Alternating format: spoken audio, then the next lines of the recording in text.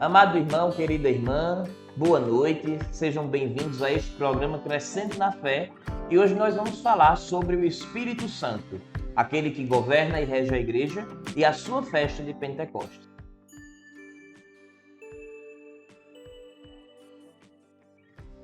E nós vamos iniciar rezando, pedindo que Ele mesmo venha até nós para que possamos entender, para que possamos mergulhar no mistério da Trindade. Em nome do Pai, do Filho e do Espírito Santo. Amém. Vinde, Espírito Santo, enchei os corações dos vossos fiéis e acendei neles o fogo do vosso amor. Enviai, Senhor, o vosso Espírito, e tudo será criado, e renovareis a face da terra. Oremos, ó Deus que instruíste os corações dos vossos fiéis com a luz do Espírito Santo. Fazei que apreciemos retamente todas as coisas segundo o mesmo Espírito e gozemos sempre de suas consolações. Por Cristo Senhor nosso. Amém. Nós vamos ouvir a palavra de Deus. Você pode aí pegar a sua Bíblia no livro dos Atos dos Apóstolos, capítulo 2, a partir do versículo 1. E vamos meditar juntos a palavra. Tendo-se completado o dia de Pentecostes, estavam todos reunidos no mesmo lugar. De repente, veio do céu um ruído, como o agitar-se de um vendaval impetuoso, que encheu toda a casa onde se encontravam. Apareceram-lhes então línguas como de fogo, que se repartiam e que pousaram sobre cada um deles. E todos eles ficaram repletos do Espírito Santo e começaram a falar em outras línguas, conforme o Espírito lhes concedia se exprimirem. Achavam-se então em Jerusalém judeus piedosos, vindos de todas as nações que há debaixo do céu. Com o ruído que se produziu, a multidão acorreu e ficou perplexa, pois cada qual os ouvia falar em seu próprio idioma. Estupefatos e surpresos diziam: não são acaso galileus todos esses que falam? Como é, pois, que os ouvimos falar, cada um de nós, no próprio idioma em que nascemos? Partos, medos e elamitas, habitantes da Mesopotâmia, da Judéia e da Capadócia, do Ponto e da Ásia, da Frígia e da Panfília, do Egito e das regiões da Líbia, próximas de Cirene, romanos que aqui residem, tanto judeus quanto prosélitos, cretenses e árabes, nós os ouvimos anunciar em nossas próprias línguas as maravilhas de Deus. Estavam todos estupefatos e atônitos perguntavam uns aos outros: que vem a ser isto? Outros, porém, zombavam: estão cheios de vinho doce. Palavra do Senhor, graças a Deus. Amado irmão, amada irmã, a palavra de Deus que ouvimos agora fala para nós deste grande dia, o dia de Pentecostes. 50 dias depois da ressurreição de Jesus Cristo, aquele que subiu aos céus, como nós celebramos domingo passado e estudamos no nosso encontro da semana passada, aquele que no céu colocou o seu trono e se colocou à direita do Pai, derramou sobre os seus apóstolos, sobre o seu povo, o Espírito Santo. E o mais bonito disso tudo é ver, quando se fala aqui o nome de todas as nações que estavam em Jerusalém, que Jesus derrama o Espírito Santo sobre os seus discípulos, sobre a sua igreja, para que esta igreja anuncie e abra suas portas para todos os povos, para todas as pessoas, sem distinções, sem acepções. É isso que nós vamos celebrar neste final de semana, Pentecostes. O Espírito Santo que desce e que vem para abrir a igreja ao mundo. Santo Irineu vai nos dizer o seguinte: sem o Espírito Santo não é possível ver o Filho de Deus. E sem o Filho, ninguém pode aproximar-se do Pai, pois o conhecimento do Pai é o Filho, e o conhecimento do Filho de Deus se faz pelo Espírito Santo. Ora, nós não podemos chegar até o coração do Pai sem fazer este caminho, sem clamar o Espírito Santo para que venha sobre nós, para que nos revele quem é Jesus e assim, conhecendo Jesus, possamos pegar em sua mão e ser por ele conduzidos ao coração do Pai. É preciso fazer esse caminho, o caminho da Trindade, este caminho maravilhoso. E vejam como é interessante, como é curioso. O Espírito Santo é aquele que primeiro nos guia. É o primeiro na nossa caminhada de fé. É o primeiro no nosso despertar para a fé e na nossa escolha de uma vida nova em Deus. Porque é Ele que nos pega pela mão, é Ele que nos inspira, é Ele que nos revela Jesus Cristo e assim nos possibilita chegar ao Pai. Mas, na ordem da salvação, na história da salvação, Ele é o último a ser revelado dentre as pessoas da Santíssima Trindade. Primeiro, o Pai se revela em todo o Antigo Testamento. Depois, o Filho é revelado no Novo Testamento, na sua encarnação, na sua vinda ao mundo. E por último, o Espírito Santo é revelado quando Jesus, ressuscitado, volta ao Pai e derrama o seu Espírito sobre nós, para assim nos tornar abertos àquilo que o Senhor tem para nós. E quando nós vemos todo esse caminho, nós vamos perceber, nós vamos entender, nós vamos fazer este processo de conhecer o Espírito Santo.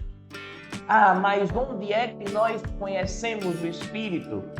Porque a gente já viu que na Escritura podemos conhecer tudo sobre o Pai e sobre o Filho, mas o Espírito Santo, que é falado de forma implícita na Escritura, não tem tanta coisa escrita sobre ele na palavra, como nós podemos conhecer mais a fundo? E são muitas as formas. Primeiro, existem 3 lugares principais onde o Espírito Santo se dá a conhecer. Em primeiro lugar, as Escrituras. As Escrituras, a palavra de Deus escrita, foi escrita por mãos humanas, sim. Foi escrita por gente como a gente, pecadores e pecadoras, mas foi inspirada pelo Espírito Santo. Ninguém na Escritura escreveu aquilo que quis, do jeito que quis, por sua própria ideia ou imaginação, mas inspirados pelo Espírito Santo de Deus. Nós também conhecemos o Espírito Santo através da tradição. E quando eu falo tradição, muito cuidado, meus irmãos. Não são essas tradiçõezinhas que foram surgindo ao longo da história e que são superficiais. Aquelas tradiçõezinhas da crendice popular, não da religiosidade, mas da crendice popular. Aquelas tradiçõezinhas que não têm nenhuma ligação com o Evangelho. Ou então, tradições menores, tradições que não são essenciais, como a forma de celebrar, a veste a ser usada, a maneira de se comportar, a maneira se vamos receber comunhão em pé, de joelhos, na boca, na mão, enfim. Tradições pequenas que não são essenciais, que fogem do principal. A tradição que revela o Espírito Santo não é nenhuma dessas, mas a tradição mesma da igreja. E o que é essa tradição mesma da igreja? Os relatos e os ensinamentos dos primeiros cristãos, dos pais da igreja, que nós chamamos também de padres da igreja. Todos aqueles que nos precederam, todos aqueles que começaram a igreja nos primeiros séculos e que receberam as primeiras revelações do Espírito, eles também nos dão a conhecer o Espírito Santo. E, dentre esses 3 pontos principais, o terceiro, o magistério, o ensinamento da igreja através dos bispos e dos papas ao longo da história. Homens santos, que seja através de grandes reuniões, chamadas de sínodos ou concílios, ou até mesmo por si próprios, pelo seu ensinamento comum de cada dia, são assistidos pelo Espírito Santo. Não falam em seu nome, não falam aquilo que pensam, aquilo que imaginam, mas falam aquilo que o Espírito Santo também os inspira, também os assiste, também os conduz a dizer.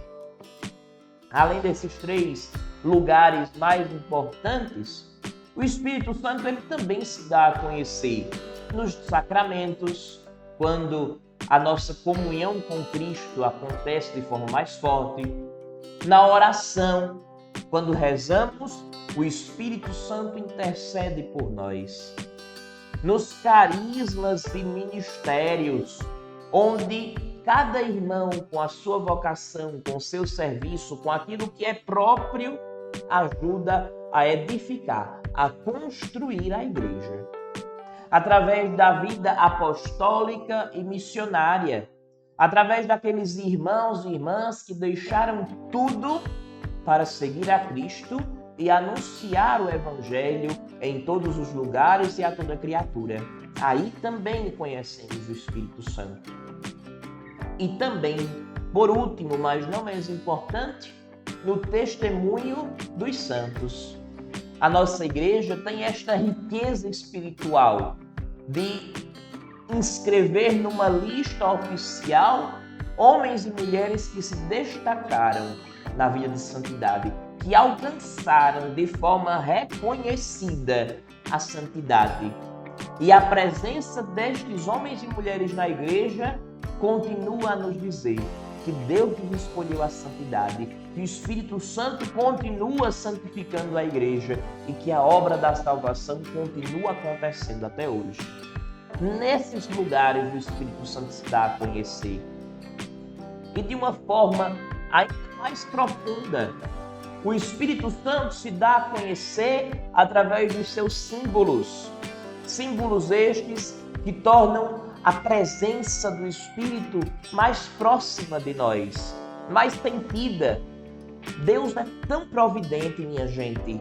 Deus é tão sábio que entendeu e que sempre soube que nós precisamos de sinais físicos, de sinais que a gente consiga tocar para sentir a presença dele perto de nós. E por isso, o Espírito Santo se dá também, se revela também nestes símbolos para nós. O Espírito Santo se revela na água, o símbolo da purificação, e que depois de uma bênção própria, uma bênção específica da igreja, se torna a água do batismo, a água que dá o Espírito Santo aos membros da igreja.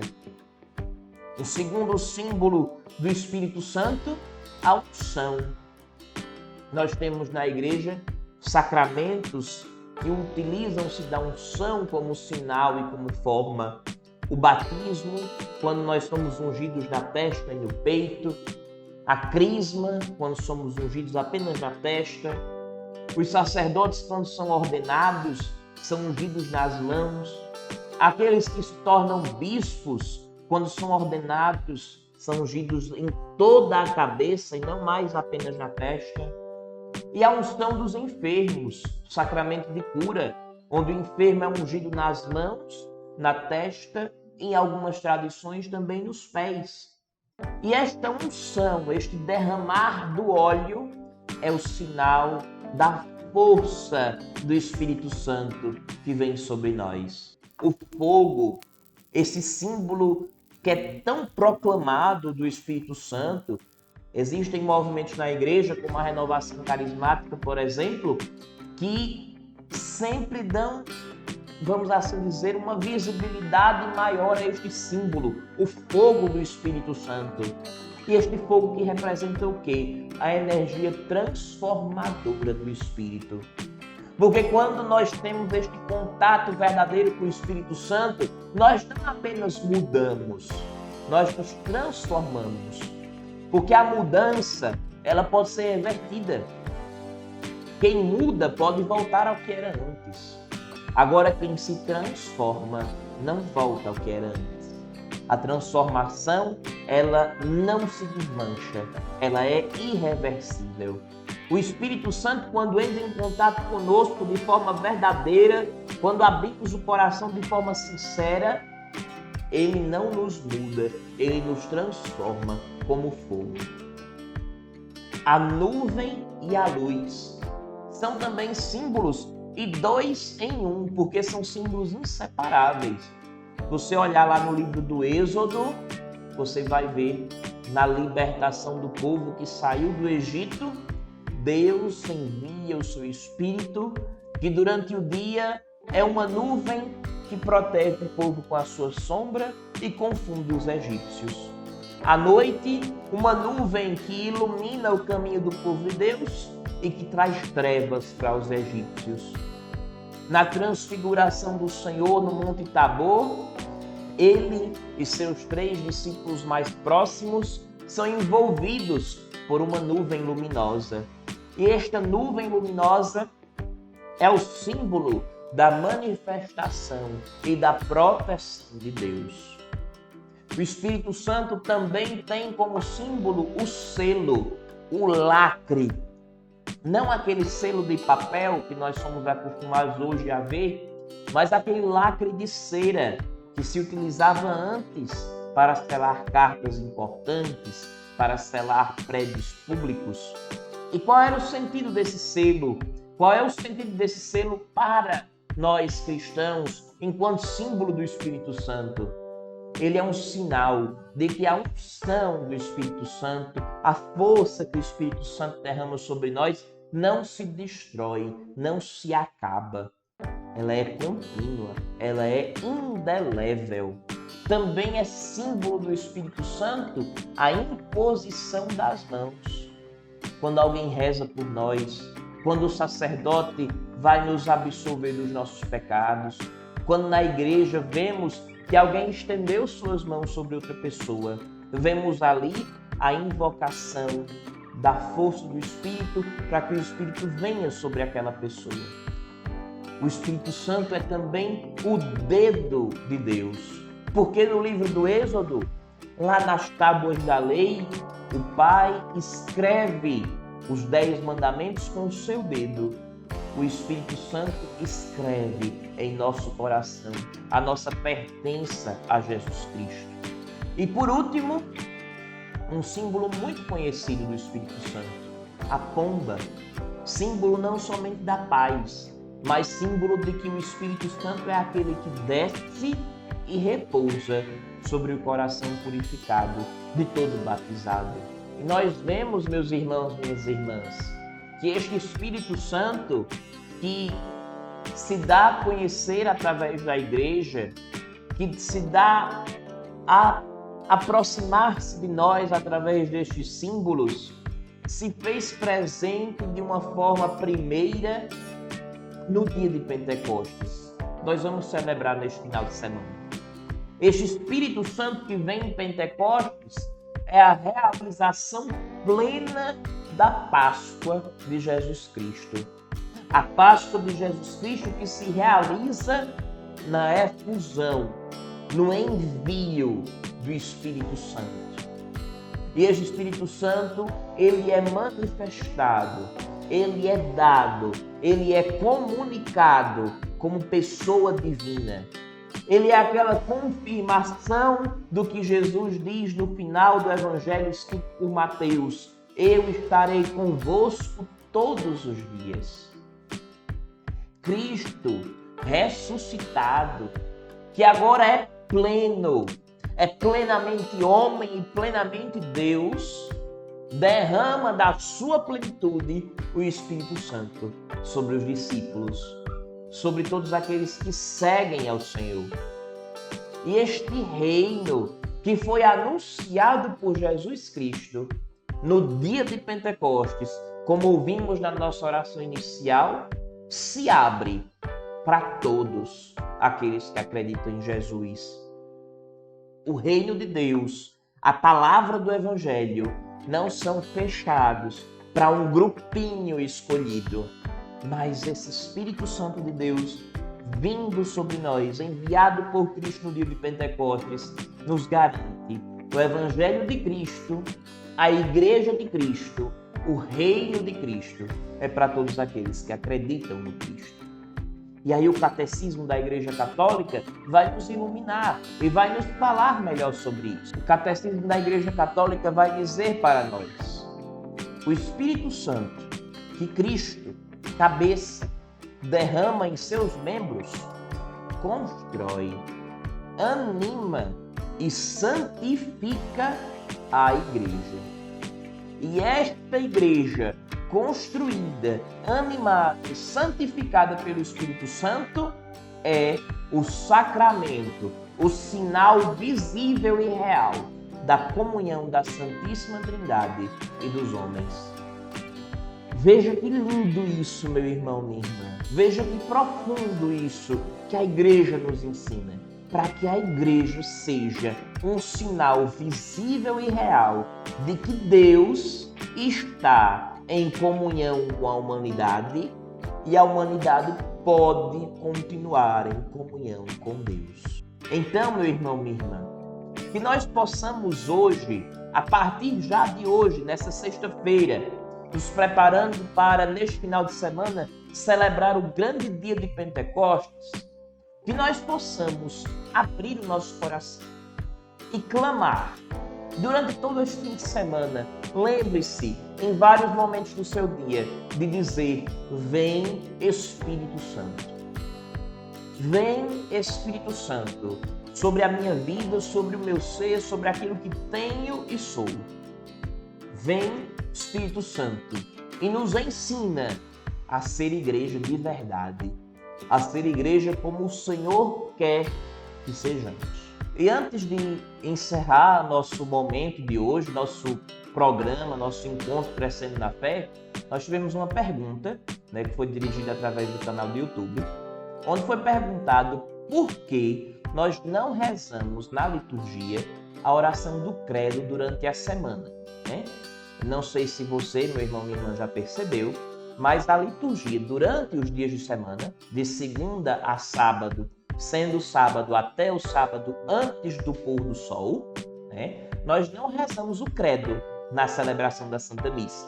O credo é uma oração própria para o final do sábado, para o sábado à noite, que já é preparação para o domingo, e para todo o domingo. Por quê? O domingo é o dia do Senhor. É o dia mais solene da igreja. É o dia no qual nós celebramos Jesus ressuscitado de forma mais intensa. E por isso, ele é chamado também como o dia da comunidade.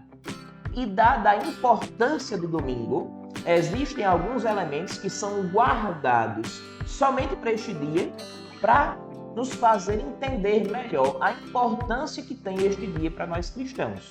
Por isso que, se durante a semana não tivermos nenhuma festa da igreja, nenhuma solenidade, somente no domingo nós vamos cantar o Glória, somente no domingo nós vamos rezar o Credo, porque são orações da tradição da igreja que ressaltam essa solenidade do domingo.